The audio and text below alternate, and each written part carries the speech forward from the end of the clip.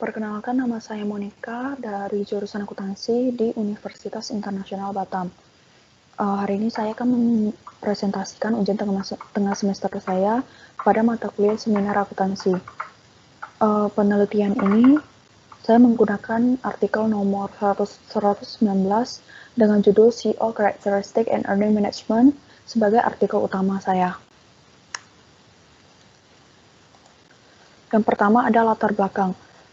Manajemen laba merupakan sebuah perencanaan waktu dari pendapatan, beban, keuntungan, dan kerugian agar fluktuasi laba dapat diperoleh secara merata. Kemudian untuk urgensi penelitian, pentingnya untuk meneliti manajemen laba adalah ketika terjadinya manipulasi laba terhadap laporan keuangan. Pada titik ini perusahaan akan menerima respon negatif dari investor maupun masyarakat hingga terjadinya pencabutan izin usaha. Sebenarnya manajemen manipulasi laba melalui manajemen laba ini dapat berjalan secara negatif ataupun positif ketika seorang direktur merancang arahan strategis hingga pengambilan keputusan. Hubungan antara manajemen laba dan karakteristik direktur. Di sini ada variabel dependennya adalah manajemen laba, variabel independennya adalah usia dan jabatan direktur, direktur menjadi anggota dewan, gender direktur, kompensasi, penggantian, keahlian, dan kewarganegaraan direktur. Kemudian ada variabel kontrol, yaitu firm size, leverage, ROA, market to book, dan firm age. Pada perusahaan yang modalnya terdiri atas saham, pemegang saham bertindak sebagai prinsipal dan direktur bertindak sebagai agen. Pemegang saham mempekerjakan direktur untuk bertindak sesuai dengan kepentingan prinsipal termasuk pendelegasian otoritas pengambilan keputusan. Direktur diberi keistimewaan dan kekuasaan dalam perusahaan dengan tugas utama yaitu menyediakan informasi akuntansi kepada para pemegang saham. Berikut adalah model penelitian terdahulu yang telah diteliti sebelum artikel utama saya. Untuk gambar 2.1 ini adalah penelitian yang dilakukan oleh Jiatsai Xiong pada tahun 2016 dan gambar 2.2 ini adalah penelitian menurut Kawashima dan Azam pada 2020. Kemudian yang terakhir adalah gambar 2.3. Ini adalah penelitian yang dilakukan oleh Almut pada tahun 2020. Hubungan variabel independen dan dependen. Yang pertama adalah pengaruh usia dan jabatan direktur terhadap praktik manajemen laba. Praktik manajemen laba cenderung dilakukan oleh direktur yang sudah mendekati masa pensiun. Hal ini dikarenakan direktur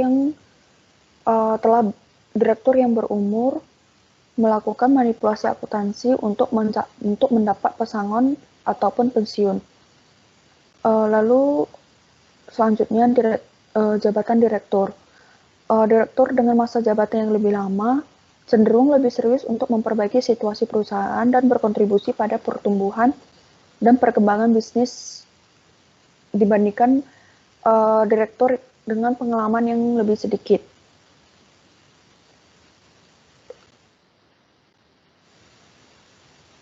Lalu yang kedua, pengaruh anggota dewan terhadap praktik manajemen laba. Di sini yang dimaksud adalah direktur yang berperan sebagai anggota dewan sekaligus. Direktur yang menjadi anggota dewan sekaligus memiliki pengaruh penting atas dewan direksi yang dapat digunakan untuk mendapatkan kompensasi sedikit lebih banyak dibandingkan direktur lainnya. Direktur sebagai anggota dewan dapat mempengaruhi pengambilan keputusan. Selain itu, hal ini juga dapat melemahkan fungsi pemantauan anggota dewan. Lalu yang ketiga, pengaruh gender direktur terhadap praktik manajemen laba. Umumnya wanita menunjukkan tingkat perilaku yang lebih etis, sedikit lebih tinggi daripada pria. direktur perempuan dianggap lebih cocok untuk memahami kebutuhan klien, customer, dan dapat mengambil keputusan yang lebih etis dalam pekerjaan. Selain itu, menurut teori organisasi, keberadaan perempuan di perusahaan dikaitkan dengan kinerja organisasi yang lebih baik. Tetapi ada juga hasil penelitian yang menemukan bahwa direktur laki-laki memiliki kemampuan mengelola perusahaan yang sama baiknya dengan direktur perempuan. Lalu selanjutnya, pengaruh kompensasi direktur terhadap praktik manajemen laba. Menurut teori agensi, struktur kontrak kompensasi direktur dapat membantu menyelaraskan insentif mereka dengan pemiliknya. Teori akuntansi juga menunjukkan bahwa direktur dengan sistem kompensasi berbasis laba dapat dihasut untuk menggunakan prosedur yang akan meningkatkan laba pada periode akuntansi yang sedang berjalan. Kebijakan kompensasi eksekutif merupakan salah satu faktor penting bagi keberhasilan perusahaan. Lalu selanjutnya, pengaruh penggantian direktur terhadap praktik manajemen laba. Seorang direktur yang telah mencapai atau melewati usia pensiun, kemungkinan besar akan diganti dengan direktur yang baru. Perubahan tersebut berimplikasikan pada kebijakan akuntansi perusahaan, termasuk hasutan direktur untuk mengelola hasil akuntansi. Umumnya penggantian direktur cenderung dikaitkan dengan kinerja perusahaan yang buruk. Kemudian selanjutnya pengaruh keahlian direktur terhadap praktik manajemen laba. Proses keputusan direktur yang berpengalaman tentu saja akan berbeda dari yang dicetuskan oleh direktur yang masih baru. Salah satu faktanya adalah direktur yang berpengalaman memungkinkan untuk mengambil keputusan yang lebih baik dan lebih cepat dibandingkan direktur yang baru saja menjabat. Direktur dengan pengalaman keuangan cenderung lebih kecil kemungkinannya untuk memanipulasi pendapatan. Lalu yang terakhir, pengaruh kewarganegaraan direktur terhadap praktik manajemen laba.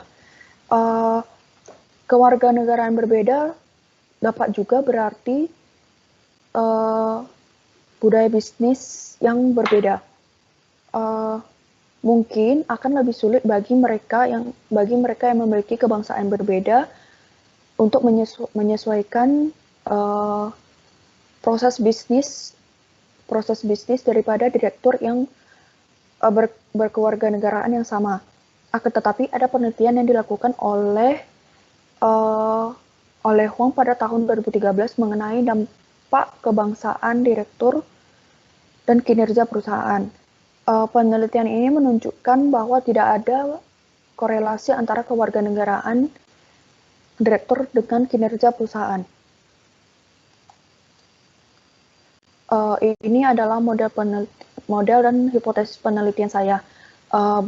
Di kiri ini adalah model penelitian saya yang variabelnya telah saya jelaskan pada slide ketiga tadi. Kemudian ini adalah hipotesis dari penelitian saya. Yang pertama, pengaruh negatif umur direktur terhadap manajemen laba, pengaruh positif jabatan direktur terhadap manajemen laba, pengaruh negatif anggota dewan terhadap manajemen laba, pengaruh negatif gender direktur terhadap manajemen laba, pengaruh positif kompensasi direktur terhadap manajemen laba, pengaruh negatif penggantian direktur dengan manajemen laba, pengaruh positif keahlian direktur dengan manajemen laba, dan yang terakhir pengaruh positif kewarganegaraan direktur dengan manajemen laba.